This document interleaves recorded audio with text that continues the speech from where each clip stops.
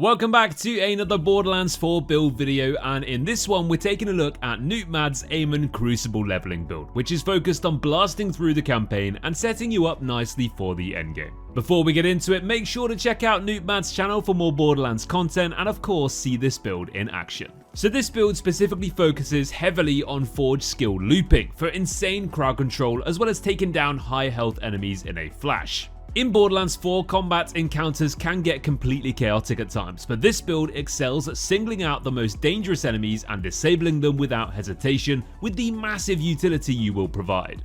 AMON's Crucible tree has mechanics known as priming and detonating. Priming is triggered by damaging an ability with a Forge skill, which enables you to then detonate, which creates an explosion to deal additional damage to that primed enemy. In order to trigger these detonations, you can either kill the primed enemy or damage them with Forge skills. For this tree, this refers to the double-edged Forge skill or the Conflangerang capstone, where AMON emerges his cryo and fire axes together and throws them in front of him like a boomerang, hence the name. This deals damage on the way out and on the way back in again. The star of this build though is the Searing Cold Augment, which gives AMON's Forge Axe the ability to instantly freeze non-boss enemies, meaning they cannot touch you whilst you dish out damage and wipe them from the field permanently. We'll also look to leverage weapons with high elemental damage to increase our DPS, as well as a throwing knife ordnance with the damage amp payload part, which increases the damage taken by the target that was hit with the throwing knife. Yes, that all sounds cool, but how does it actually work? Well, to sum it up, we freeze the enemy in focus, which primes them, and then we throw a knife at them with our ordnance to make them take more damage from the Forge skill ability that we'll then use next, which is either going to be Double Edge or Conflangerang depending on which level we are. If for some reason the enemy is still alive, we can then burst them down with our primary weapons to finish the job. By picking up skills like Permafrost, we also create a freezing area of effect around enemies, which can then freeze other enemies or at least slow them down to prevent you from getting overwhelmed. Speaking of skills, let's take a look at where we spend those juicy points. We're going to start off with 5 points in Cast Iron to help us spam Forge skills more often for more crowd control and more damage on a consistent basis. We'll then put 5 points in Destruction Engine to increase our Forge skill and detonation damage, which will help clear large groups of enemies with Double Edge and Conflangerang. We'll then pop 5 points in Bellows for more gun damage after using Forge skills, and 5 points in Tempered Pyre for Forge drones to help out with even more damage.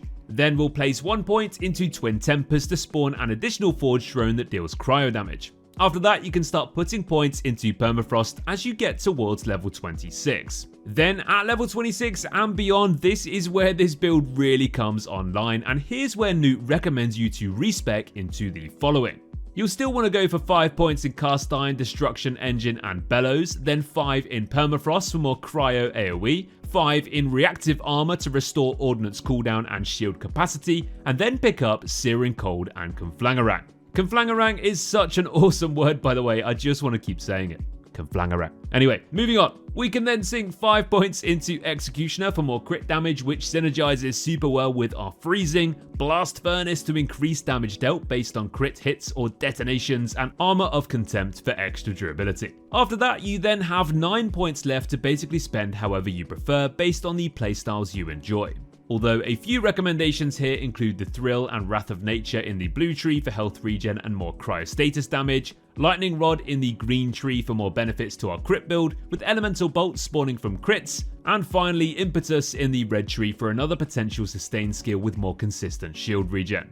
For equipment, as this is an early game build, honestly you just want to experiment and find out whichever weapons you enjoy using. However, as a general rule to follow, you want to go for high fire rate weapons with elemental damage, ideally cryo, as this works perfectly with this build, helping to strip down enemies, and of course freeze them.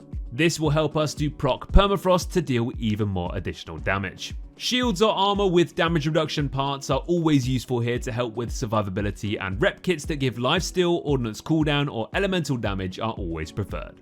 For ordnance, go for the throwing knife we mentioned at the start of the video, along with the damage amp payload part to increase the damage taken by the target that was hit with the knife. Then finally, for class mods and enhancements, stay tuned on Nootmad's build page to check out which options he recommends as he tests, changes and updates his recommendations as he plays through the game. And that will bring us to the end of our video all about this amazing AMON Crucible leveling setup from one of our creators here at Mobalytics. Don't forget to boot up the full build to follow it in game and check out more of Nootmad's content over on his channel.